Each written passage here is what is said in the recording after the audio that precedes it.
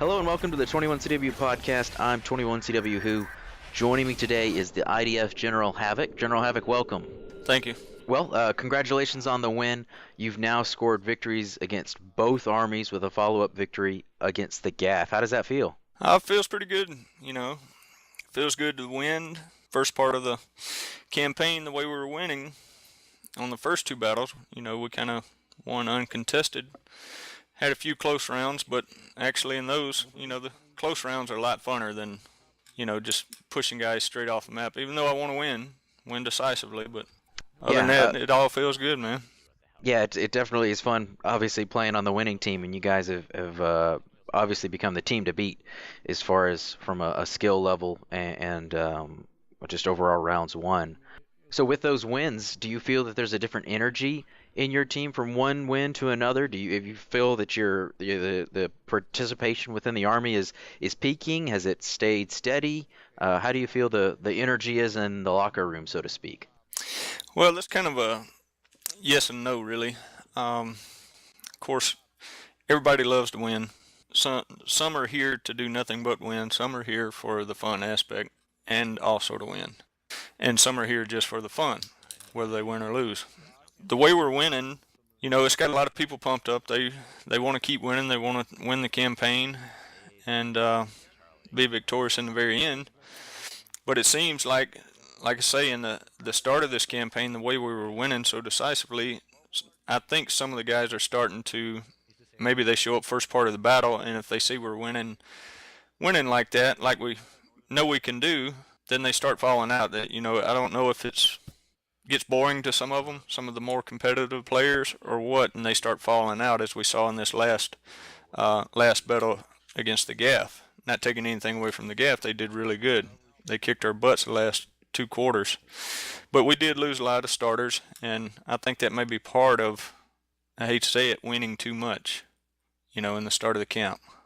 Yeah, definitely when you get a lot of wins, you can get some complacency. That's something you see in sports, whether it's esports or professional football or professional baseball. Sometimes these teams, they rack on these pile of wins and I don't know, I've been part of these winning teams myself in sports, and you kind of feel like there's not anybody that can take you down, and even though you're out there training hard, there's an energy level sometimes that's difficult to bring to the game every day and every match.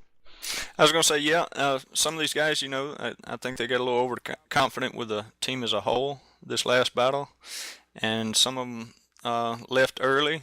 Early on, we lost our armor, we lost our special forces, and lost our air force, all within a few rounds after the first two quarters, and I don't know if they thought we could win without them, or what happened, but it still takes a team to win, and that proved it. Against the GAF this week, they took one quarter from us and another half a quarter from us. So it takes a team to get it done, and we need all of them showing up and being here with us. Yeah, participation is definitely critical, and sometimes I know being in the Air Force, it only takes a couple people to kind of stick it out. But it always helps to be able to have those reinforcements if you need to step out or take a break. I interviewed you before the campaign started, and you were the only general to make a true prediction. You predicted a flawless victory and that it would be you, the IDF, and the 2SL in the championship. So you're certainly on your way. You're close to a flawless victory. You certainly been very decisive in all of your wins. Going into the camp, what made you so sure, or were you just trying to rile the other troops up? Well, a little. I always feel sure of myself. You have to. I mean, you can't say, well, I'm not sure if we're going to win or not. You've always got to have that positive outlook on it. But it's kind of the way I drafted. Most of the people on my team I didn't know, and that's kind of what the draft was for, to meet new people, play with new people, make new friends. And the only way I could really figure anything out about these guys, other than asking, other people in the tournament, was I went to their stats, and I picked from there. I went from top down, and I tried to pick all the best players. 75% of the people on my team I've never talked to before then, and I solely drafted off of skill, I guess you could say. And I just thought we outskilled the other team, which, like I said, this last battle, the Gaff, they outskilled us. Yeah, I remember when I did my pre-draft stats, I did the same kind of thing. I went through everybody's battle logs and got their score per minute, kills per minute, ran some averages and things like that, and above and beyond, well above and beyond as far as your averages in your players anyway, kill death ratio, score per minute was, I mean, you had definitely had some killers. So you also said, like I said, that it would be the 2SL as opposed to the GAF playing against you in the championship. What did you see in the 2SL that would make you think they would edge out the GAF? I saw personally during the draft, uh, between the start of their Air Force, of course, they had you, they had leader. That's a good combination. Um, had some good armor guys, good leadership, and the GAF, they've got some new guys up there. They're still learning, and which we've all got a little learn. I just thought all in all that the 2SL had a little more experience than the GAF did. Yeah, Leader Havoc was definitely a good asset, and I fly with him a ton in the air. As people may or may not know, Leader Havoc actually stepped down as Major General of the 2SL. So if your Major General Silent Kill, if he stepped down from your army, what kind of an impact would that have on your army? Well, it would hurt. You know, you always need a running mate. You need help. All you can do. Uh, Leader Havoc, he's a good fella. I mean, I hate to see that for the tournament that he stepped down, and I also hate to see that for the 2SL and Turbo Dog. I mean, he's a great asset to their team. I mean, I hate when he's in the helo gunning above me while I'm trying to cap a flag, help my guys on the flag.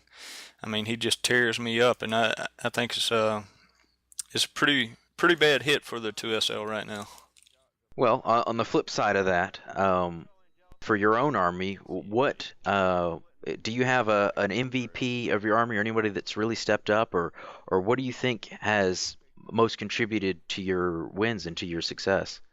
Well, I think as far as if I had to pick one person in the army that's stepped up and tries to do things, and during battle he gets upset when things aren't going well because people are running around not following orders, and he steps up with his company and all, and that guy would be Red Bat. He's a good guy, and I mean he really takes care of what he has to take care of, and he really cares about. Even though he didn't know me much before this campaign, he still stepped up, and he's taking care of his company, and he really helps out during. That's one company you can depend on during the battle. Yeah, I know. I haven't ever played with Red Bat. Didn't know really who he was. And it's interesting that you mentioned that. There's was a post in the officers forum commenting about different things, different aspects of the tournament, and Red Bat had a very, very well thought out post, very well written, as well as good content overall. He didn't bash anybody or stayed on topic, and I was really impressed with that. And that's interesting that you mentioned that because that that's definitely kind of reinforces what my initial opinion of him. So shout out to Red Bat there. Uh, Within your army, outside of his company, anything else that you think has contributed most to your wins? Is it a skill? Is it like you said, getting those killers, getting those top players? Is there a cohesion? Is there an X factor that you can think of that's really pushed your team over the top, or has it just been a combined effort? Well, I think it's at different times of the battle. When I've got all my guys on, I think it's pure skill based. I mean, these guys work my Air Force. I've got when I did the draft, my first two picks in the draft or first two companies I tried to get was my armor and Air Force because that's two of your major deciding factors. And then I think everybody went to that movement in the draft, but I think I got there a little quicker. And then I put people like Ishii, you've got Hendricks, you've got Chiquetti, Killjoy, Ruda, those guys, and a bunch of other guys are killers. You got Nick's DK, he's one of the best tankers in the world. You got Billabong, one of the best pilots in the world. Ethnics, I've got Kugler, one of the best gunners in the world. And you know, you put all these guys on the same team at the same time playing together. It makes my job really easy. I can get the round starts. They do what they're told to do.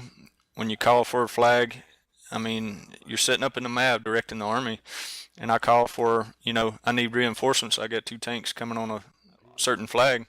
You can see my whole armor, Nick's, Lizzie, Star Didi, all of them. They form up, and it's just a big armor rush over there. You can see my special forces spawning in at that flag. They're they're quick to react when I call for it when it's needed, and you know they just make it easy for me. So it's kind of it's not just one person. It's a whole team effort, and they're all doing good when we've got them all here. They're all doing real great.